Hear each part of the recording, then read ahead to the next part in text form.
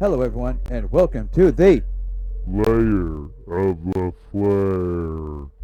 Thank you all for joining me here this week in the Lair. Now, this week, I wanted to do something a little different and create some kind of original content about sanatoriums, aka the Nut House or the Psych House, amongst others' names, several little nicknames this place is called. What happened to them? Are they still around, or was they simply replaced by the modern day law system and criminal systems and replaced by prisons? Well, this story we're going to cover it's from my hometown of Macon, Missouri. So it's some local history of my small town. So let's check out the official story. There is a narrative of this past mental health house. But before I go any further, I have to stop and give a big shout out to all my subscribers. You are the best subs on YouTube because I could not be doing this thing without you. YouTube doesn't like this kind of content, so it's going to take you, the viewers, to promote this channel and this content forward into the future. So thank you very much. It's so appreciated. And I'm not here to push any kind of disinformation. This is simply for entertainment purposes. Also, you need to be aware of all the misdirections, the scare tactics, and the mass confusion. It's taking place right now more than ever. So be unaware of that. And never believe the official narrative. Right here in the Lair, we cover all kind of topics and discuss myth, legends, conspiracy theories, the world staged events, these actors who play their part on the world stage. We're going to talk about aliens, NASA. Oh, don't wait, there's more. Like Bigfoot, ghost phenomenon, because we have our own ghostly phenomenon of sorts right here in the Lair. We'll cover things like SpaceX and other topics like these. But before we go any further, I have some cheap plugs I must tell you about right now. Yes, now every Thursday is live bowling with the Kingpins. Come show your support and check me out under its new format and see if we can continue to climb the ranks of the USBC Championship in this 2025 year. Now, thank you all for your support because we need it. If of course we need it. So come show your support for Kingpins Bowling right here on the LaFlair Network. And for your number one source on all your hard-hitting wrestling news, come check out Ziggy Cruz in the Wrestling News for all the up-to-date WWE action from Raw, NXT, SmackDown, premium live events, all the WWE action with Ziggy Cruz. Please tune in and subscribe. Thank you. Now, we got these planes coming down, there's mass confusions. I mean, what is really going on with these mid-air collisions? Are these staged events? Tell me, as I do my part in covering this crazy phenomenon. Before we start and live in this busy, crazy times, questioning everything from weather manipulations, natural disasters, military demonstrations, military psyops, what will be the next false flag event? Before we get to that, let's unveil the drapes and go down this journey.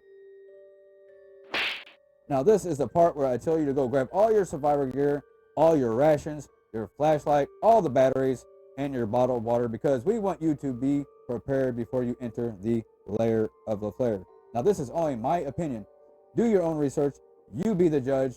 Don't let confirmed bias box you in. Come to your own conclusions. Now, your thoughts, your comments below. Now, we have our own ghostly encounter here on the show, and he gives us the official story. Hopefully, he can hear us and will be speaking with us here shortly.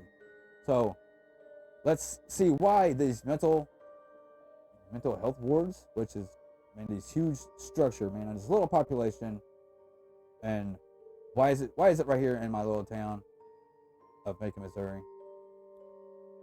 Locally placed, it's called the Bliss Military Academy. So let's hear from the ghost and computer and see what the official story is. Blees Military Academy was founded in September 1899 by Colonel Frederick W.V. Blees. Blees was a Prussian immigrant who arrived in Macon in 1889 to take over as headmaster of St. James Academy, an Episcopalian military school for boys. In 1896, Blees inherited his father's coal and iron mining interests in Germany, and he used his newfound wealth to benefit the city of Macon, including building commercial buildings, the town's first theater, and sewage systems, a local horseless carriage factory, the First National Bank of Macon, and financing the paving of the town's streets. In 1898 to 1899, Blees took on the project that he hoped would be his legacy, the construction of the Blees Academy. Architecturally, Academic Hall and the gymnasium are a unique expression of the Romanesque revival style in the rural locale. As originally constructed, the academy was provided with 400 acres surrounding on which were located orchards, a working farm, extensive gardens, and a dairy. The pastoral nature of the surrounding environment survives and acts to enhance through contrast the monumental Romanesque revival architecture of Academic Hall and the gymnasium. Blees cadets rode Rex McDonald and George Washington, two of the nation's best saddle horses. They played polo and had the most luxurious accommodations of the time. Blees spared no expense with this academy. The interior of Academic Hall reveals 3 floors and a basement. A grand wrought and cast iron staircase led to the second floor sun parlor. Galleried apartments at the second and third floor levels surrounded this grand opening space, recessed behind a 2-story Tuscan order colonnade. Academic Hall originally included 110 individual sleeping rooms of a small size, approximately 8 foot by 12 foot, 12 suites of faculty apartments, 3 large laboratories, a photographic dark room, a study hall, a hospital, a carpentry shop, a drafting room, dining room, and a large kitchen. The gymnasium was a frame construction faced with buff brick and limestone over a concrete foundation and featured a hip roof faced with red tiles. On the south side, a reinforced concrete tunnel ran from the gymnasium to the basement of the Academic Hall. However, Frederick Blees was found dead in 1906 in St. Louis. Many suspected suicide due to the possible financial problems. This next part is from the Still Hildreth Sanatorium, a history and chart review by Leslie M. Ching, D.O., from the Oklahoma State University Center for Health Sciences, College of Osteopathic Medicine in Tulsa. As an allopathic physician on the Kansas and Missouri frontier, Andrew Taylor Still, M.D., D.O., became dissatisfied with the standard medicine of the time. Through studying the basic sciences and dissecting cadavers, Still developed a system of medicine based on his understanding of functional anatomy and physiology. His system relied on a manual of medicine to relieve restrictions of the function of muscles, soft tissue, blood and lymphatic vessels, nerves, and endocrine tissue. Those restrictions are now known as somatic dysfunctions. In 1874, Still began openly using the system he developed. In 1892, after a period of itinerant medical practice during which he successfully treated many patients, he opened the world's first osteopathic medical school in Kirksville, Missouri, originally named the American School of Osteopathy, ASO for short. It is now called the A.T. Still University Kirksville College of Osteopathic Medicine. Osteopathic medicine was in its fifth decade when two of A.T. Still's sons, Ari M. Still, D.O., and Charles E. Still, D.O., discussed opening an osteopathic sanatorium in Macon, Missouri with Arthur G. Hildreth, D.O. By then, Hildreth was well known as a staunch defender of the profession. His family was one of the first to recognize the importance of osteopathy, and A.T. Still often visited Hildreth's home when Hildreth was a child. Hildreth observed the impact of Still's system of medicine personally when Still treated members of the Hildreth family. For example, Hildreth's wife had experienced eye problems that threatened her vision, but these were resolved with OMT. Hildreth was a farmer on the outskirts of Kirksville when Still invited him to join ASO's first class. Hildreth successfully completed his education there. In 1895 and 1897, he was involved in efforts to obtain recognition of osteopathic practices from the Missouri legislature. Because osteopathy was not widely known, Hildreth offered to treat all members of the legislature to introduce them to this system of medicine. In 1897, the Missouri House of Representatives passed a bill allowing osteopathy to be practiced, becoming the third state to do so. He was also instrumental in obtaining state licensure for DOs in several other states. In his lifetime, Hildreth served terms in the Missouri House of Representatives from 1900 to 1904 and in the state Senate from 1924 to 1932. In 1899, Hildreth was named the Dean of ASO. He was a leader of those who were loyal to osteopathy as taught by Still. In August 1913, a group of businessmen had obtained the buildings and grounds of the former Blees Military Academy in Macon, Missouri, approximately 35 miles from Kirksville. The businessmen approached Dr. Harry and Dr. Charlie, as they were known, with a proposal to transform the academy and its grounds into an osteopathic sanatorium. A.T. Still encouraged them both to establish the sanatorium and name Hildreth as its president. The sanatorium opened on March 1st, 1914. It was established for the osteopathic treatment of mental and nervous diseases.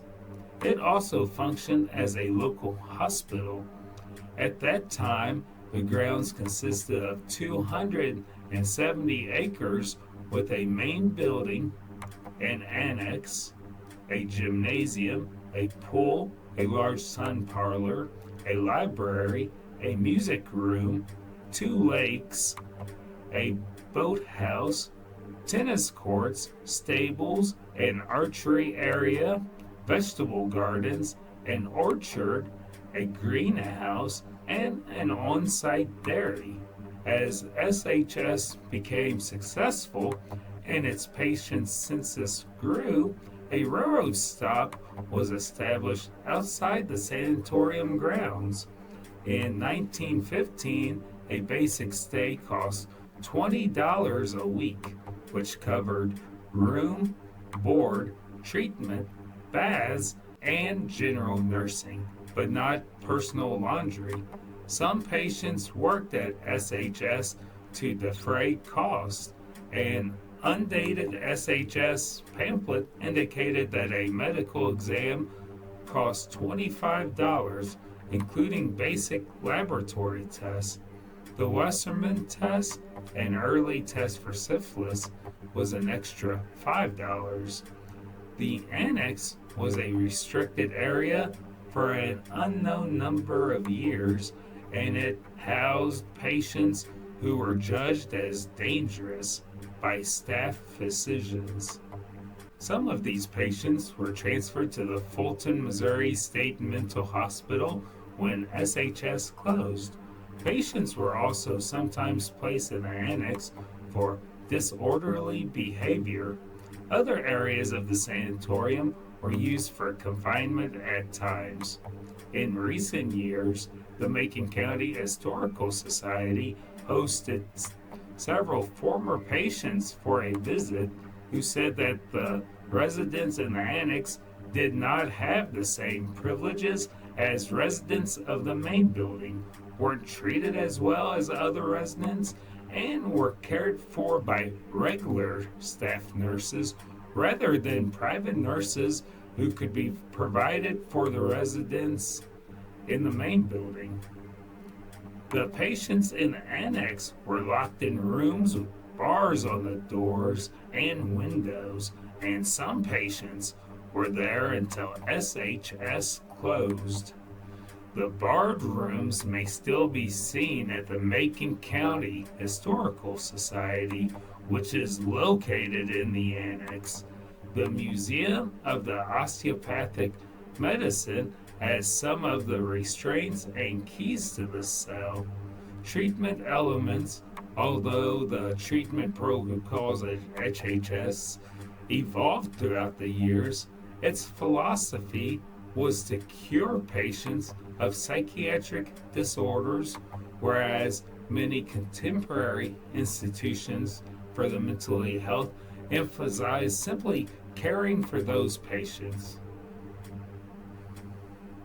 The atmosphere at SHS promoted cleanliness, courtesy, respect, rest, good food, exercise, group activities, and socialization. OMT was an established part of treatment. Patients received OMT at least 3 times a week, and it was described as the basis of the cure of the patients, an important aspect of treatment that is consistently highlighted in written sources and by former employees was the dignified, home-like, and social atmosphere of SHS.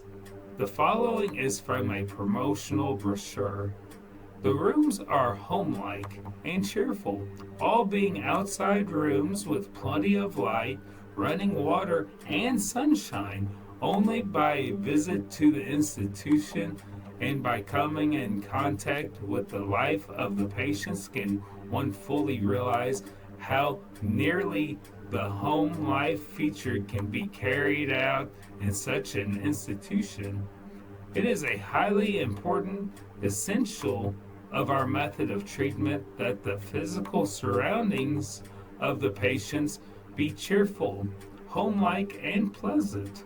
This condition, combined with our osteopathic treatment, supervision, and care, makes possible the cures we effect. And cure, not care, is our option. Staff members dressed in tidy uniforms and physicians' white coats and shirts were expected to be clean and pressed. Former staff members recalled the constant efforts of gardeners and housekeeping staff. One remembered the doorman assiduously removing her fingerprints from the front doorknob seconds after she had entered the building. Diet was an important part of life at SHS. At one point, SHS's 2 greenhouses, vegetable gardens, orchard, dairy, and bakery supplied part of the food for patients and staff. Hildreth was concerned about salty and spicy foods, so salt and spices were not used in the kitchen. Patients were placed on a variety of diets depending on their examination and lab results, such as milk, fruit, vegetarian, low protein, and eggnog diets. In some cases, force feeding occurred. Former employees recalled the former white linen and china service in the dining room. They described the medical staff sitting at one end of the room while the patients sat at the tables in the rest of the room, and they noted that both groups were treated like royalty. The medical staff included students from the Kirksville College of Osteopathic Medicine who were given room and board during their rotations at SHS. In the dining room, meals were served by wait staff. Some patients ate their meals in their rooms, and some patients in the attics ate in that building. Patients were encouraged to exercise and to be involved in such activities as playing musical instruments, participating in sports, sewing, going to the movies, and helping in the kitchen and garden. Area groups performed musical and dance numbers for the patients. Some patients were even able to leave SHS during the day to work nearby as gardeners, to go shopping, or to go to the movies. Former staff members recalled being encouraged to socialize with the patients. Since SHS's beginning, hydrotherapy was a part of treatment, featuring tubs and hot packs. Former staff members recalled that the tub room, which was a large room full of baths used for treating patients, was also used by the staff members for their hygiene. After Hildreth's death in 1941, the scope of treatment expanded. Herman Hoyle D.O. spent his entire career at SHS and eventually became its chief psychiatrist. He was sent to Europe to learn insulin shock treatment and Freudian methods, which he incorporated into treatment. Electroshock treatments were also used. Other treatments included enemas, female circumcisions, injections of unspecified substances, isolation or confinement, and rubs using alcohol or olive oil. Medical students were expected to assist with electroshock treatments, hydrotherapy, and OMT. With the development of psychotropic medications, a fundamental divide in treatment approaches began to develop at SHS. One example of this is that of Dr. Charlie's sons, Richard and Charlie Jr., who were staff physicians at SHS. One used medications while the other continued to use only OMT. Unfortunately, no comparison of the results is available. Patients, because SHS was a hospital in addition to sanatorium, patients were admitted to SHS for many reasons. Most admitted patients had psychiatric or neuropsychiatric disorders. The Macon County Historical Society has records of World War I soldiers admitted for shell shock and of women who gave birth at SHS and left their babies behind. Babies from SAN appeared in local funeral home records of the time as often as once a month. psychiatric diagnosis, and associated somatic dysfunction.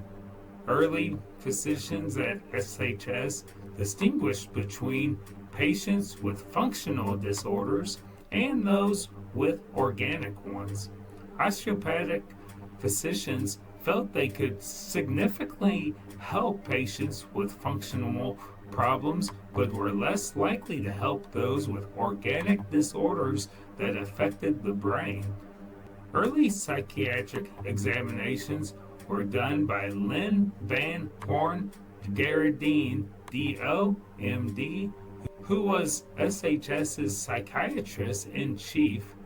A.T. Steele's grandson, Fred M. Steele, DO, mentions that fully half of our patients had been diagnosed with allopathic psychiatrists before arriving at SHS.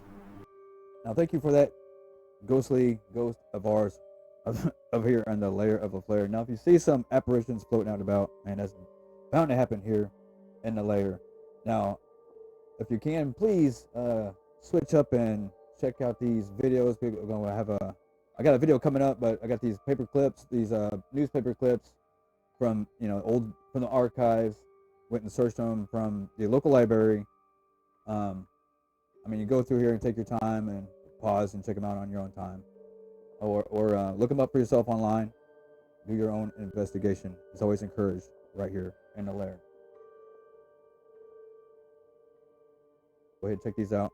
And like I said, I got some actual footage of what this place really is. It's been changed into housing authorities and like Section 8 housing, I believe now. And it still has its tennis courts. As you see in the pictures here, the lake's still there. The roundhouse, there's a new roundhouse there, but the original one's not there. So we're just going to have you line up these little pictures, and I'm going to show you this last video and have you tell me what you think. And I always encourage you to please like, share, and subscribe. Push this channel forward. Could not do this without you. Thank you very much for what you do. As you see these crazy scenery of what really was this place. What was it before? It's supposed to be for the military at one point. Originally for the military. Then it was for, boys' homes. As you can see in these photos here, man, there's probably some pedophilia that was spread rapid through that time. And I wouldn't want to be there. Then later on turned into the nut house, as people like to call it. The scary sanatorium. And I've heard all sorts of stories, especially about the lake in the background, and dead bodies being pulled out of it. And giant fish would eat the humans. Oh, just crazy stories. And bodies would get burned in the infirmary out back, which is just a smokehouse. I guess that's probably how they used to eat it back in the day. But as you see these images and this old world structure, it's still amongst us, and we're going to show you new footage right now.